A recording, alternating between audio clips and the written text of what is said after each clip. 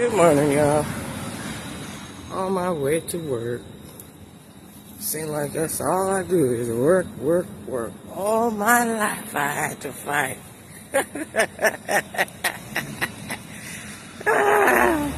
Oh, the color purple never,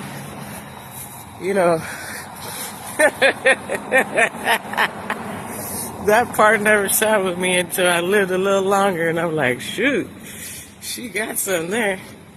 And then, I do a lot of reading, or I listen to a lot of music at work, and then if not, I'm listening to some audiobooks. So I was listening to this book the other day, well, yesterday anyway. And so I know I'm always talking about and sharing and all that, like, oh, I have one of the greatest dads. Yeah, I did. He was great. He was a great provider, all that, a great dad, but, I think there were some things in his life that made him, like, emotionally unavailable. And my late sister, we used to talk about this all the time. And then, briefly, talk about the guys that we would be talking to, and then putting two and two together, like, there's this thing where when you've been through some type of stuff like that, where it's like you try to reenact whatever happened,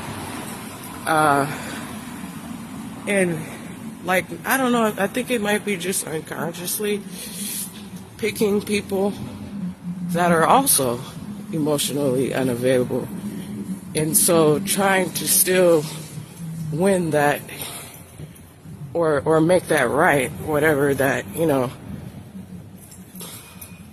with your father or whoever it is. It might, for you, might be your mother. For me, I'm not gonna get into that on this video. That would be like too long.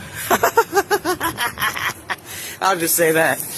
But yeah, it's like you reenact that and try to change it, basically. And it's like if it works, not like if it works out, but it's like something about it, like it seems familiar. So then you go with it, and then like the little cycles, or like if you do certain things, if you're compliant, or I didn't really have that kind of thing going on with my dad, but he was emotionally like unavailable. Like, of course, hugs when you go to bed and stuff like that, but in other ways, I mean, And so I looked up one day. It's like the funk music really does that for me, like wakes me up back to who I am, back to the core. And so I'm like, what really, is going on here? And I'm like, wow, I'm accepting stuff that I really shouldn't be. And I'm worth way more than this. And, even if he was emotionally unavailable, even though he's dealing with the dementia now, he still, has some nuggets of wisdom and all of that, and is very talented, But the other part is, like, people can't, give, I guess, what they don't have. But what I'm trying to get to is, like, we have the power to change whatever narrative in our life. So if you wake up one morning, or you wake up one day, or, somebody like says something or does something that triggers that in you, the core of like, whoa, that's crossing the line right there, what?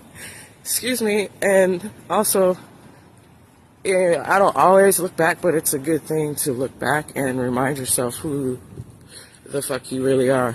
And that'll also help you too. Well, it helps me. Like,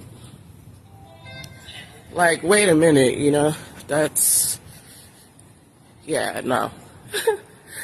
But, yeah, there's different types of dads, you know, I guess. Dads that just, well, also like back in the day, there's like, was a certain expectation where I guess if you are emotional, then that makes you less of a man for some reason. Not knowing like how that affects your kids and even like men, how that affects the relationship with the women, because there's all these videos and stuff about how to like appease the man, and this is how men think and all this type of stuff. And I'm like, well, are any men doing any type of work to try to, you know, understand a woman and how she, you know, that it's always like they always try to make having emotions like they like weaponize it like it's a bad thing. Like if you're a woman, that's something that's natural. You know, I do agree with, you know, gaining some type of level of emotional intelligence, but all this type of like stonewalling and stuff just because you don't want to address something is pretty much immature. And what it does is create resentment, and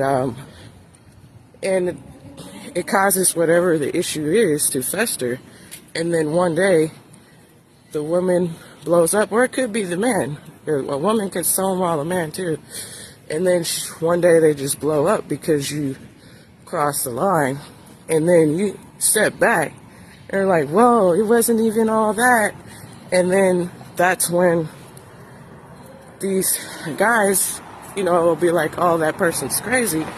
No, they don't know the backstory of all the little things and the chipping away at their self-esteem,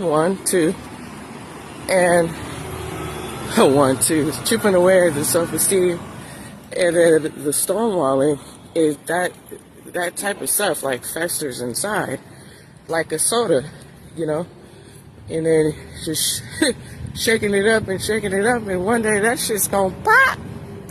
So yeah, anyway,